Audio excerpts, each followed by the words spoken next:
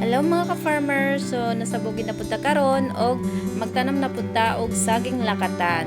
So bago na ko na sila itanom din mga farmers, ako din na sila ibabad sa insecticide og anaa. Tapos ako lang na sila i-mix mga farmers kay tag-isa man ta na sila kabalde.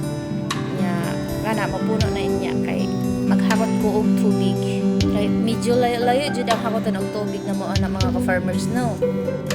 So, ibabad din ako na sila 3 minutes or 2 minutes lang mga farmers. Sa kuha lang na siya na idea ha. Pero ang uban, 5 minutes man. Kay basin magod ma-over na nun mga farmers pa kay sa una magod nasunugan ako og saha. Wala jud tao na daw na ako itong mga farmers so nigasto ko itong mga 5,000 tapos ang nabuhi lang is 12 pieces lang. So, wa jud ni balik sa ko itong mga farmers no. Lugi na jud ang tao.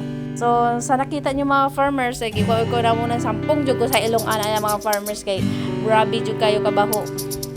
Tungod manggod na sa insecticide mga farmers na sakit sa ilong. Tapos ako nang ipakita ang anaa na medicine, tapos insecticide. So, maghakot sa tubig. O ako ipakita mga ka-farmers ang area na among tanan. Nanadyan yung mga bangang mga ka-farmers kay kabangagan ako na kagahapon nila kuya. Padjud sila kabuo na nagbangag ana. So, mauna na nahitabo mga farmers after kung magbuhat kong tubig, ako na silang ibabad 2 minutes lang. Tapos, 30-30 nga akong count anak kaya para may bawaan namin.